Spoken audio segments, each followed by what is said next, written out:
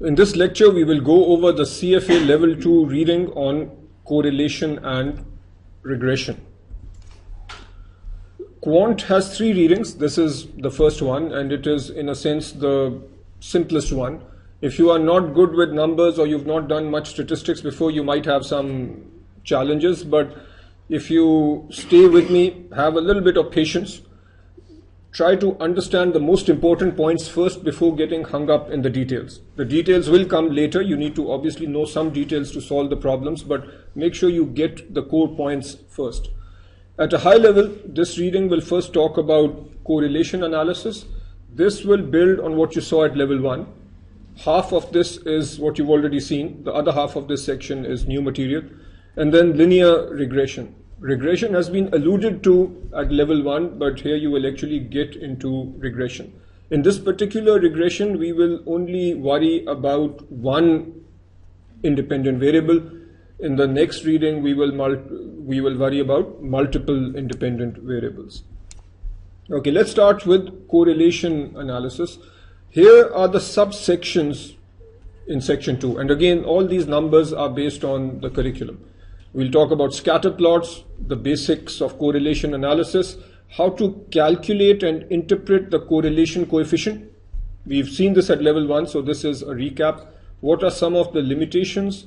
The uses, nothing too new over here, but as I mentioned earlier, we will actually take this information and go a little deeper into how and why this is useful. And from a testability perspective, this is critical, testing the significance of the correlation coefficient. Okay, so I will highlight this as perhaps the most testable aspect of section 2. All right, first a very basic idea of a scatter plot.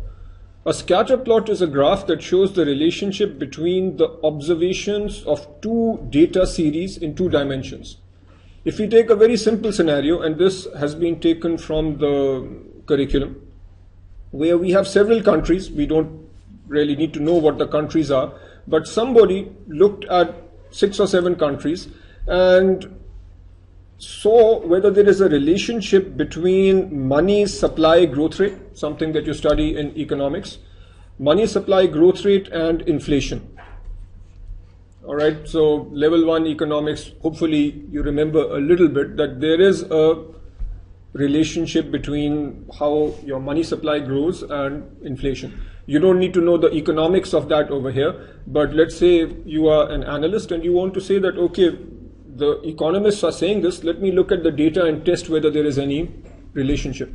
One of the most simple things you can do is a scatter plot. So you say money supply growth rate on the x-axis, inflation on the y-axis, you collect data over a given time period for several countries, and you come up with a plot like this. So visually this tells you that there appears to be a relationship. As the money supply growth rate is higher, the inflation rate is higher. So this is one useful and very simple tool. Okay, next, section 2.2 in the curriculum is correlation analysis. Hopefully you remember this from level 1, but I will refresh your memory. And this excerpt is from the curriculum. Again, as I mentioned before, what I'm doing is taking out the most important aspects of the curriculum. The correlation coefficient is a measure of how closely related 2 data series are. In particular, the correlation coefficient measures the direction and extent of linear association, and this is very important. Correlation is a measure of linear association between 2 variables. A correlation coefficient can have a maximum value of 1 and a minimum value of -1. You are looking at a picture here where there is variable A on the x-axis, variable B on the y-axis. What do you think the correlation is between A and B? 1. The correlation is 1. There is perfect positive correlation between these 2 variables. What about in this scenario? Again, variable A on the x, B on the y. So here the correlation is -1. Perfect negative correlation. And what about the third picture over here? 0. Here the correlation is 0, because there seems to be no relationship between the two variables. Fairly straightforward, so I won't spend much time on this. Okay, next. This is something you've seen at level 1, but it is part of your level 2 learning objectives. How do you calculate the correlation coefficient, and then how do you interpret it? I'm going to describe this at a high level. As I said, it is part of your learning objectives, but I think the probability of being tested on the mechanics of this is low. Nevertheless, since it is part of the learning objectives, I will mention what needs to be done. So you have two variables, let's say the money supply growth rate and inflation rate, and you want to calculate the correlation. The first thing that you have to do is compute the covariance. And this formula might look familiar. This is how you calculate the covariance of a sample. All right, your two variables are x and y. The first thing you do is calculate the average of x, which is generally denoted with a bar. So x bar is the average of x.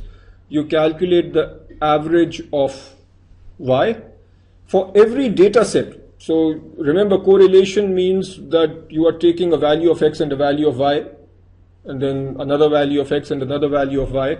So you look at a particular value of x denoted by xi minus the average value, multiply that with a particular value of y minus the average of y. So you multiply these two out, and then you sum. So this is the summation sign. You sum up all these products, and since we are dealing with a sample, you then divide by n minus 1, and that exercise is done over here. You can see this once in your life.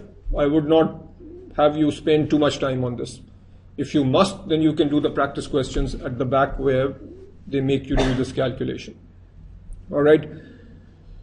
You also calculate for each sample the variance. So this is the sample variance for x, and then similarly you calculate the sample variance for y, and then the sample correlation, generally denoted by r, is given by this expression, the covariance which you calculated over here divided by the standard deviation of x times the standard deviation of y. So fairly mechanical, not worth spending too much time here on this, but as I said, if you've not done this before, do it at least once in your life.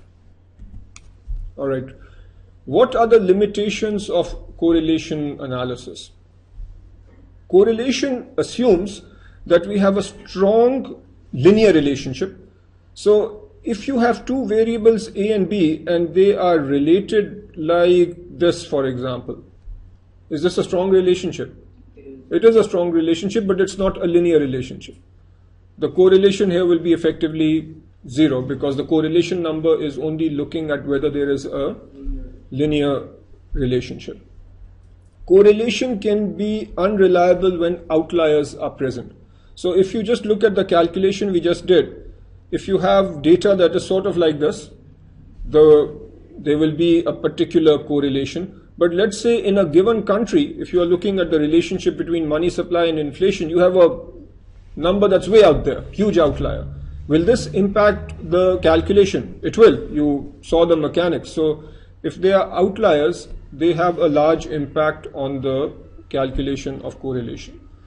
And finally, you can have something called spurious correlation, which simplistically is accidental correlation. This can happen for one of the following reasons. The correlation between two variables that reflects chance relationships in a particular data set. So you have two data sets, you run the correlation, and just by chance, coincidentally, it turns out that there appears to be a good relationship. How do you detect this? Sometimes where there is no economic explanation for why there is a correlation, it just might be chance. The other scenario is you might have correlation induced by a calculation that mixes each of two variables with a third. And finally, correlation between two variables arising not from a direct relationship between them, but from their relation to a third variable. There is more detail on this in the curriculum. For now, what I'd say is, from a MCQ perspective, as long as you learn these points, you'll be in good shape. Next, section 2.5 gives us several uses of correlation. There are many examples. So example 1 through 6. Depending on how much time you have, you can quickly read through these examples.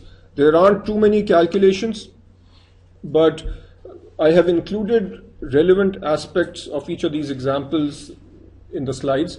When you have time, or if you have time, you can look at these examples. If you have questions, post them on our group. And if I feel that there are issues that people are having, then I'll create a video lecture for these examples.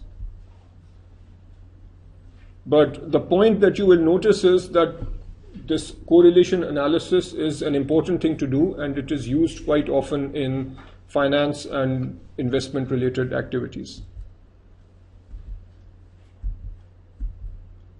Okay, now we come to section 2.6, which, as I mentioned earlier, is extremely testable.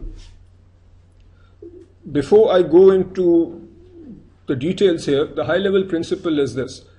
You have two large populations. Like, for example, you might have if we are talking about the relationship between money supply growth and inflation.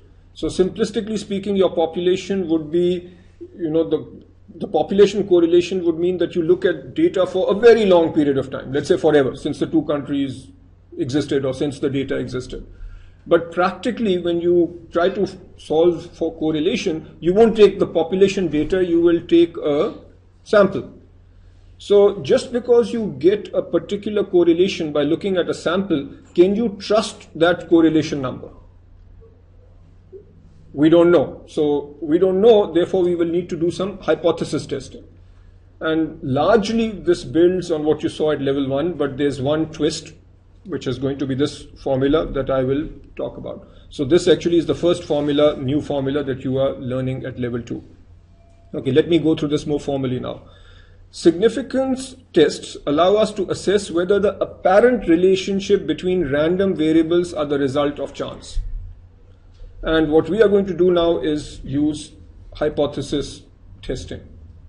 If we go back to our example of money supply growth versus inflation, let's say that you pick 4 countries or 5 countries and you come up with a certain correlation number of 0.8.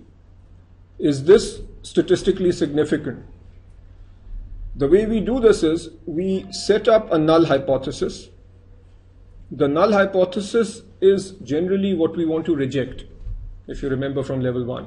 So we set up a null hypothesis that rho is 0. What does this mean? This is, generally we use the Greek symbols for population, right? So we are saying that let's set up the null hypothesis that the population correlation is 0 versus an alternate that the population correlation is not 0. Is this a one-tailed test or a two-tailed test?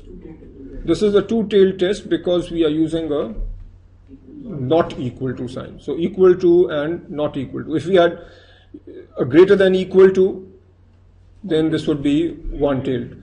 Okay, so again that connects back with level 1. So we set up this null hypothesis. What do you think we want to do now? Do we want to reject this null hypothesis? Hopefully. So we actually have this number from our sample. This is the R. Do you remember from level 1 that when we are talking about a sample, then we use the regular English letters? Okay, so R represents the sample correlation. How do you figure out whether to reject the null hypothesis or not to reject the null hypothesis? If you recall the steps, one was you set up the hypothesis, the H0 and the alternate. Then you would come up with a test stat, and you learned several formulas for test statistics, and then you would compare at a given significance level. All right, so we've already done the first thing. We've come up with the null and the alternate hypothesis. The second thing now is to come up with the test statistic. For this sort of a test, where you are determining whether your sample correlation really can be trusted, you use this test statistic. So this is T, the test statistic, is equal to R. What is R? Sample correlation. Square root of n minus 2. What is n? The number of observations. Okay, so each observation is actually a paired observation, if you recall. So correlation by definition is between two variables. So it is the number of observations divided by square root of 1 minus R squared. So I'm going to pause here for 5 seconds. I want you to stare at this formula, write it down, mark it. This is an important formula to memorize. The test statistic is R into square root of n minus 2 over square root of 1 minus R squared. Now we are going to go through an example which illustrates this point, and I'll actually discuss this example because I think it is very testable. Okay, we are testing the correlation between money supply growth and inflation. As a side remark over here, when you go through the curriculum, you will notice that the readings build on the examples. So they talk about money supply growth rate earlier, and then the examples are based on what they talk about. Plus, the examples are all very relevant. So if we are talking about probability or correlation, they will not pick random examples from other industries. They'll all give you examples that actually connect with what is of interest to you. And given that you are pursuing the CFA charter, presumably finance and investments is of interest to you. Okay, so earlier in this reading, we showed that the sample correlation between money supply growth and inflation was 0.87. So is this R? It is, because that was based on a sample. Suppose we want to test the null hypothesis H0. So what is the null hypothesis now? That the correlation of the population is 0. So how do we write that? This is equal to 0. Then what is the alternate hypothesis? That the population correlation is not equal to 0. Now this is a big number, so that might lead us to believe that we can reject the null, but we can't just do it that way. This is a big number, but what about our sample size? The sample size n is only 6. Since it is not a large sample, it's actually a small sample, then maybe this was just an accident. Alright, so now what do? We compute the test statistic, and this is the formula. Do you see this as an application of what you just learned? So the test statistic is equal to, this is the R, square root of n minus 2 over square root of 1 minus R squared. So what is your test at? It is 3.532. What is the next thing we do? Given the level of significance, we need to come up with the critical value. And from level 1, recall that you have a small sample over here. So do you use the Z test or the T test? Which table do you use? You use the T. Okay, with the T, you need degrees of freedom. At level 1, you generally used 1 degree of freedom without thinking about it. Here, since we are using a pairwise correlation, so we actually have at t equal to 6 with n minus 2, so we have 4 degrees of freedom. The reason is the degrees of freedom here is n minus 2, because we are dealing with two variables. So if n is 6, then n minus 2 is 4. That means that degrees of freedom is 4, and that is what you look up in the T table. We are not going to look up the T table here. I assume that you already know how to do that from level 1. Okay, so we look up the T table, and at a significance level, so if the significance level is 0.05, this is the same as saying confidence level of 0.95 or 95%. The critical value is equal to plus or minus 2.776. Again, this comes from the T table. So if you go back again to level 1, if you recall, so you have minus 2.7 and you have plus 2.7. Where is the test statistic falling? The test statistic is over here, to the right of this. So do we reject the null or do we not reject the null? So this is reject the null zone. This is also reject the null zone. So we can reject the null hypothesis. And that means that there seems to be some statistical evidence. All right. And then I've included this text which you can read, but effectively if you followed what I said, you have grasped the main aspect of this example. Actually this is example 8, but this is testing the relationship between, the corona yen return correlation. It's interesting. If you have a chance, read it. But again, the key will be that you have that same formula. Notice a difference over here without even reading everything. Is that R number? What's the R number looking at this? The sample correlation. 0.286. This is a relatively low correlation. But is it statistically significant? What's the test stat coming out to? It is pretty high. How come? So chances are you will reject the null, because here is another thing that you learn at level 2. Unless you are told otherwise, mostly the level of significance is 0.05. That seems to be the default. And generally for a reasonable sample size, this will, for a two-tailed test, mean a rejection of plus or minus 2. You'll do enough of this and these numbers will just stick. So clearly you can see that this test stat means that you will again reject the null. So notice that with a relatively large sample size, what is n over here? Just by looking at this, even without reading all the text. N is pretty big. When you have a large sample, then even with a low correlation, you can get statistical significance. If we had this small number with only a sample size of 6, chances are that we would not have been able to reject the null. And then more of the same. Okay, this is example 9. They give so many examples on this, and I've seen in past mock exams this shows up, so that's why I'm emphasizing this. And then again another example. All these examples have this formula, and in this particular case there is no statistically significant relationship because this number is less than 2. All right,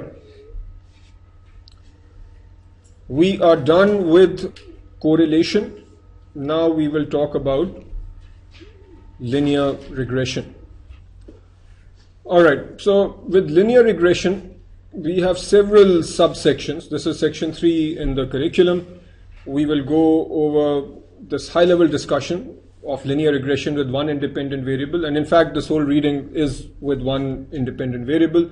You will have to learn the assumptions behind the linear regression model.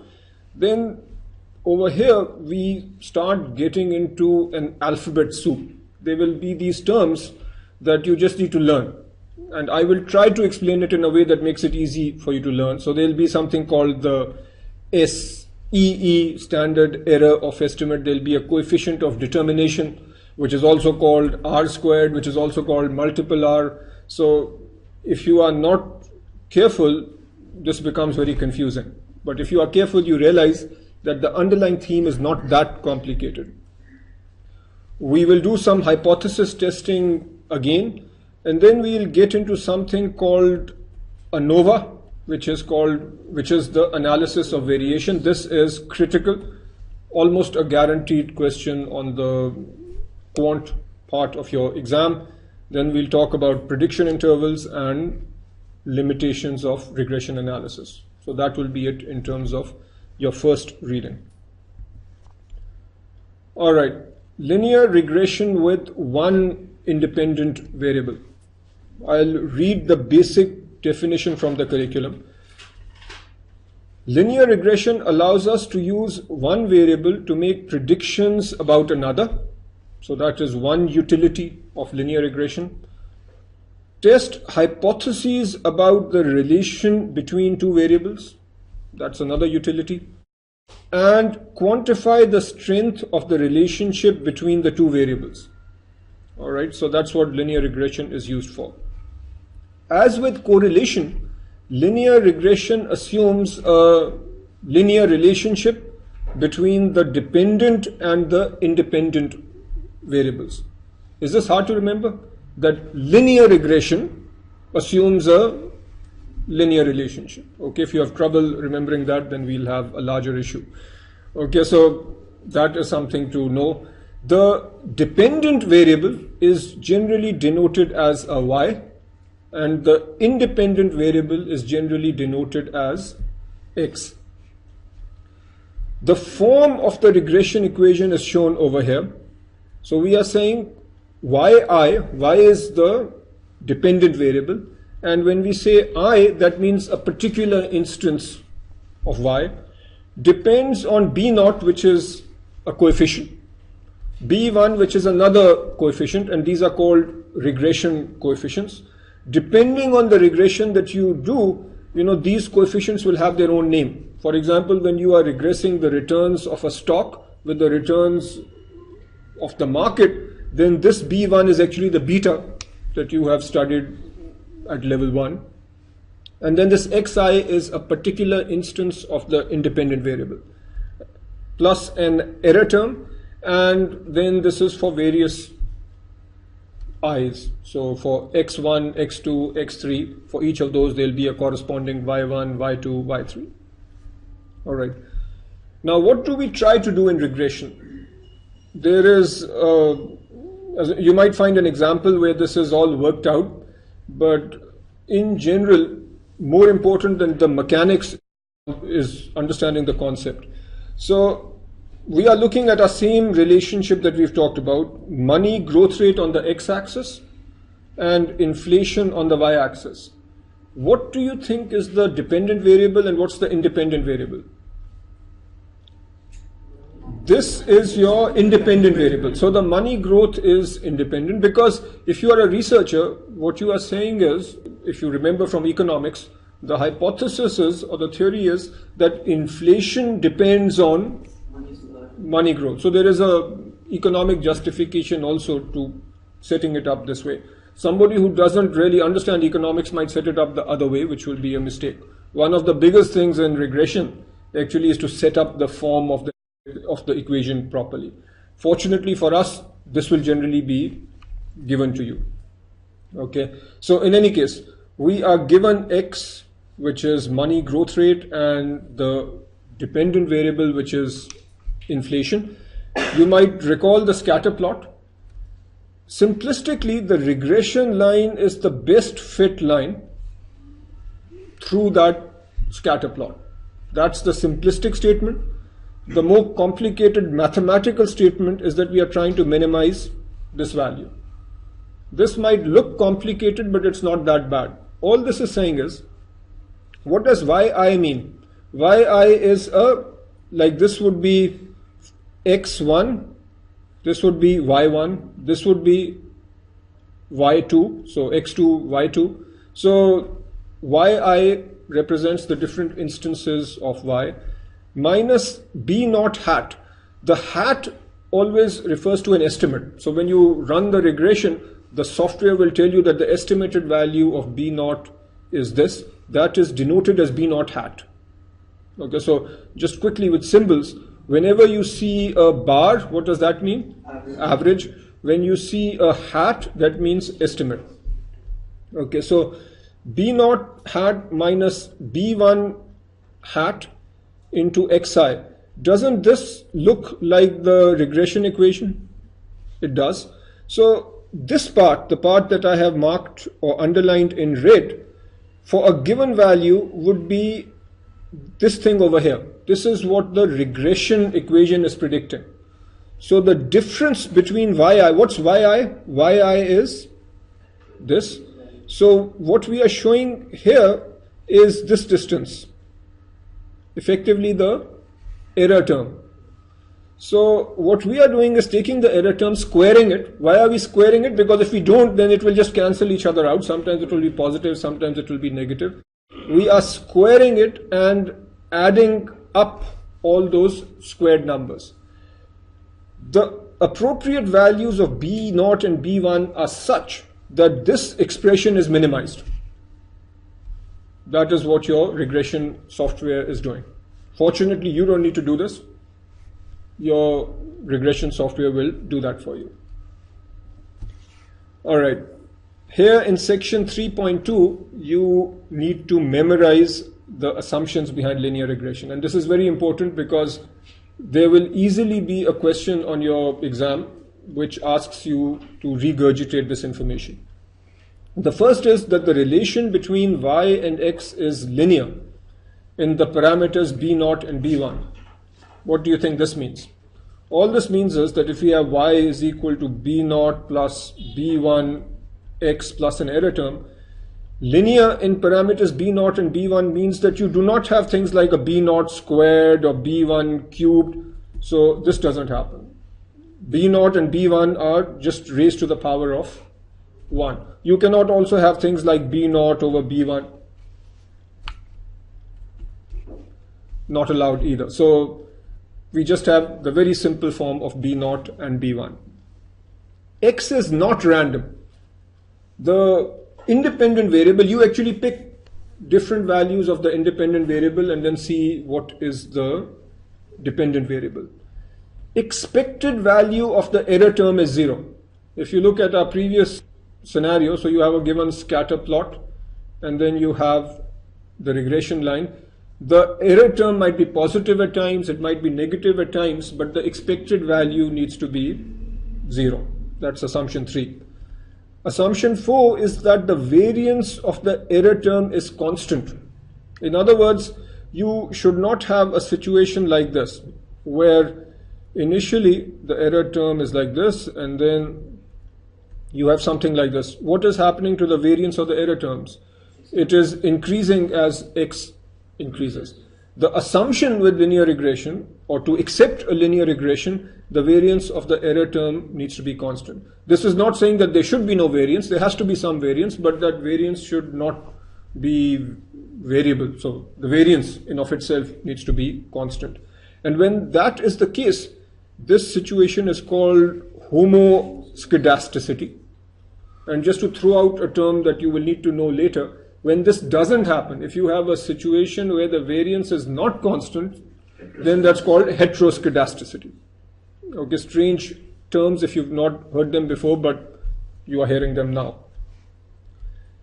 Assumption 5 is that the error term is uncorrelated across observations. Okay, what does this mean? Uncorrelated means that you should not be able to predict the next error term based on the previous error terms. Like what I've shown over here actually seems to be a violation, because it seems like one error term is positive, then the next is negative, then the next is positive. So you can potentially predict the next error term based on what you're saying. So there is some sort of correlation. So that also has a name, which you will see later. But at this point, understand the logic or the concept that the assumption of linear regression is that the error terms are uncorrelated across observations. And finally, the error term is normally distributed. So at level 1, I hope you learned to love the normal distribution. It keeps coming up. Just to check your understanding, if the error term is normally distributed, what do you think the expected value should be? 0. It should be 0.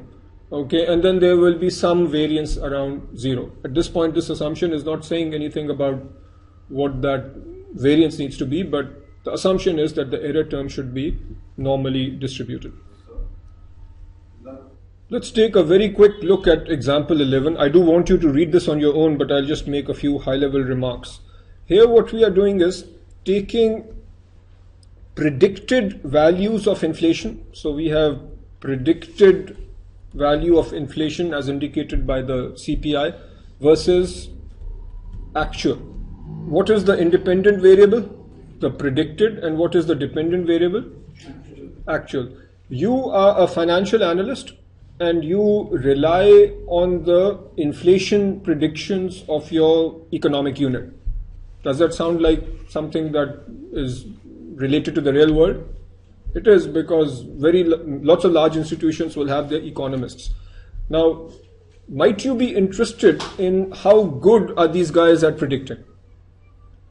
Right? So you want to understand whether the predictions are a good indication of what has actually happened in the past. So you can run a regression.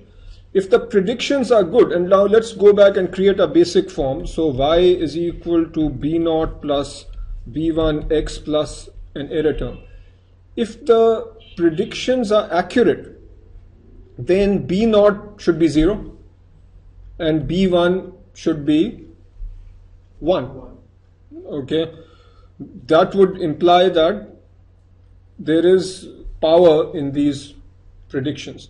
And what the curriculum shows is it takes a particular scenario and it shows that in this particular case, given the data, the predictions were actually quite good. They came up with a B1 of approximately 0.9. You won't end up with exactly 1. And then you can do a hypothesis test to test whether that is statistically different from 1 or not. Okay, so when you read the example, it will be fairly self-evident.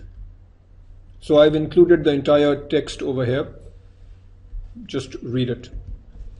Okay, next we come to the standard error of the estimate. This is also called SEE.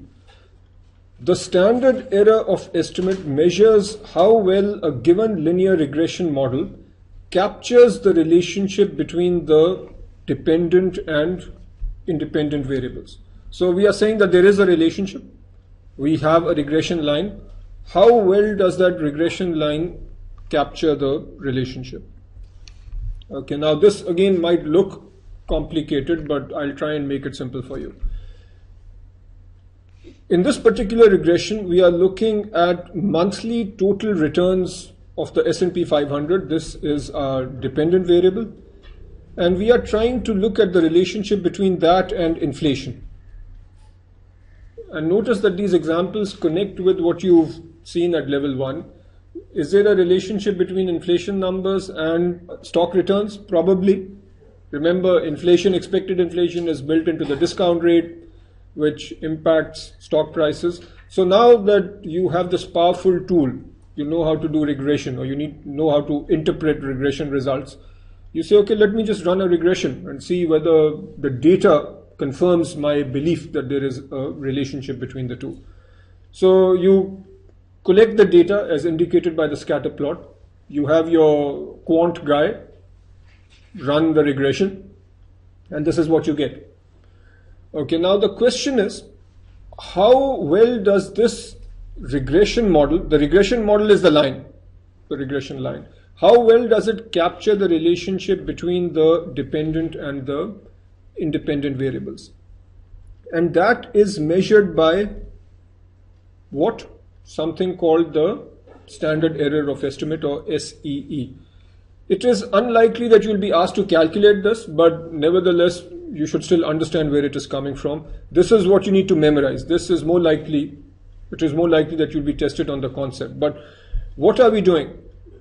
If you look at this relationship, this is saying that the summation of what? Of the various error terms. What are the error terms? So the error terms are showing the difference between the model and the actual values. All right, so you take all those error terms, you square them, and then you divide by n minus 2. Since it's a sample and we have pairwise correlation, you divide by n minus 2. Remember, when you are doing just a sample variance, what do you divide by? N minus 1.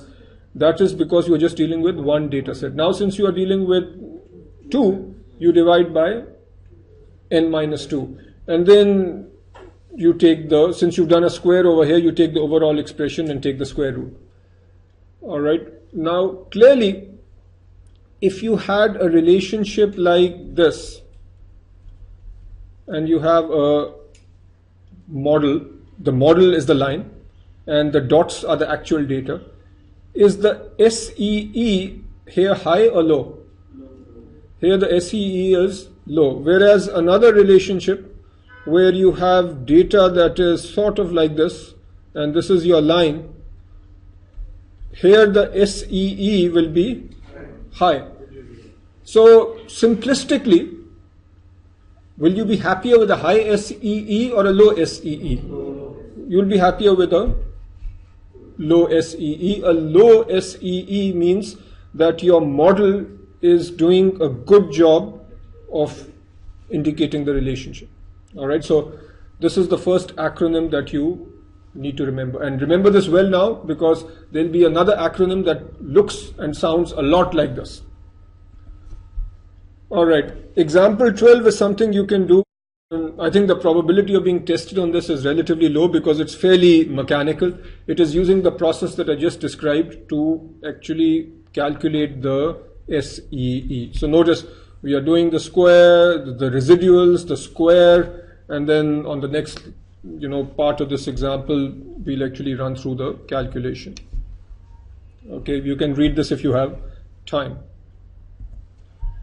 Okay, next one, and this is very important from an exam perspective. You've learnt SEE. Now we are talking about the coefficient of determination. In a way, this builds on SEE. The SEE gives some indication of how certain we can be about a particular prediction of Y using the regression equation. But SEE still does not tell us how well the independent variable explains variation in the dependent variable. So it tells us something, but it doesn't tell us quite enough. So we need something more. That something more is the coefficient of determination. This measures the fraction of total variation in the dependent variable that is explained by the independent variable. Total variation is equal to unexplained variation plus explained variation. Now, what does this mean? Okay, I'll give you a picture that is not 100% precise, but will give you a sense for what we are talking about. X is our independent variable, Y is the dependent variable. Let's say that you have a data set that looks like this. So this is your scatter plot. You then have your regression guy run a regression, and there is a line that is produced. This is your regression model. Okay, now what do we mean by this thing called explained variation and unexplained variation? If you look at these various Y values, there will be a certain average value of Y. So all these Y values, if you just take out the average of these 1, 2, 3, 4, 5 numbers, there will be a certain average value denoted by Y hat. All right. And then based on your regression model, let's say that this value of X is 10. If your X value is 10, what is the number for Y which is predicted by the model? That is this thing here, right? So if you tell the model that, look, X or the independent variable is 10, then the model will tell you that the dependent variable is this number. And let me just give some numbers to explain. Let's say that this number is 70, just picking random numbers here. So the model is saying that if X is 10, then Y is 70. Let us also just say that based on these various Y numbers, the average value of Y is 50. Again, picking numbers to illustrate a concept. All right. When we talk about total variation, the total variation refers to the difference between the actual value of Y and the average value. Let's say that the actual value of Y is 75. So the total variation is this distance.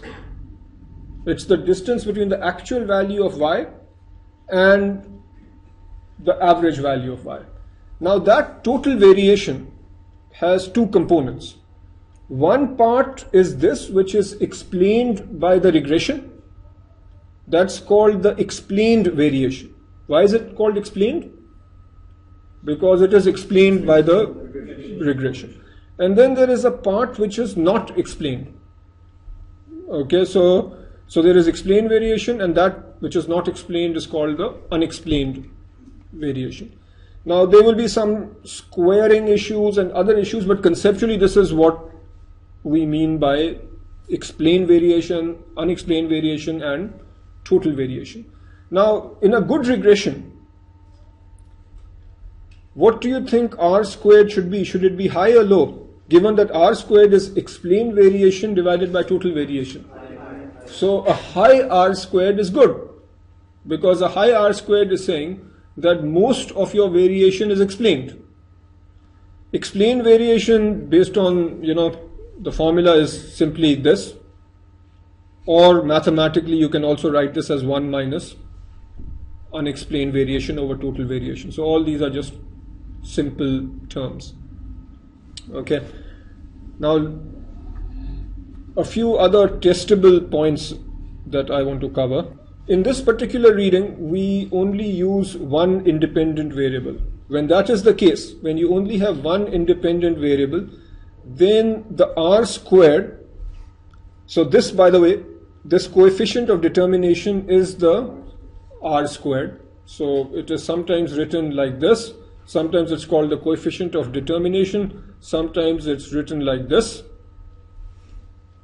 Okay, so with only one independent variable, R squared is the square of the correlation. So with one independent variable, you just have X and a Y. So the R squared is simply the correlation number, which is R, and square it. But this is not the case when you have more than one X, which is what will happen later. So that is why when you have more than one X, then you need to use this method. This method works with only one X or multiple X. This is the more rigorous method. Another term that you need to learn here is multiple R. The correlation, this R, is also called multiple R. Now I know this is annoying, but I'm doing this with you because I see questions where this material, they test you on basic terminology like this. And those who don't like all the complicated formulas at least nail these questions. Okay, so all the points I've made over here are important. Make sure that in your fact and formula sheet you note this down. Alright, now let me quickly test how well you are following this.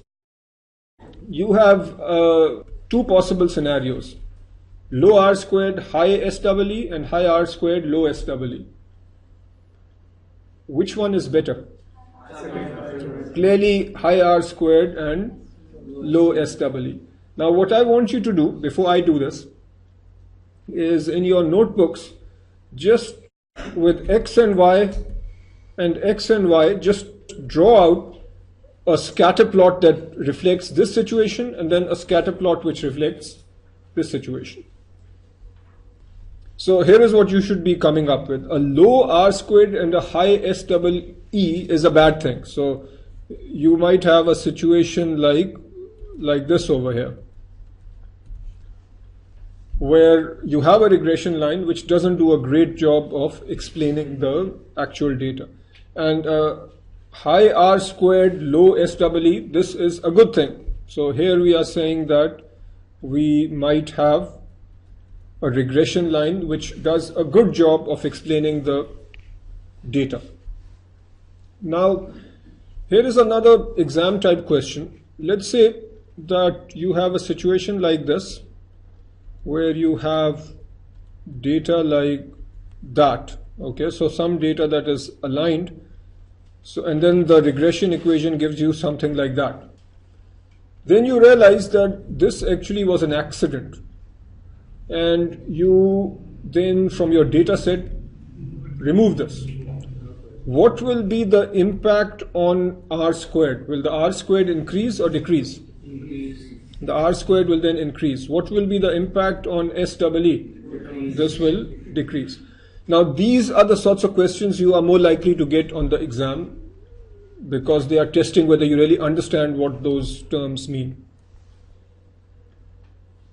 Okay, so here in example 13, I'll not spend much time on this, but you can go over it if you want.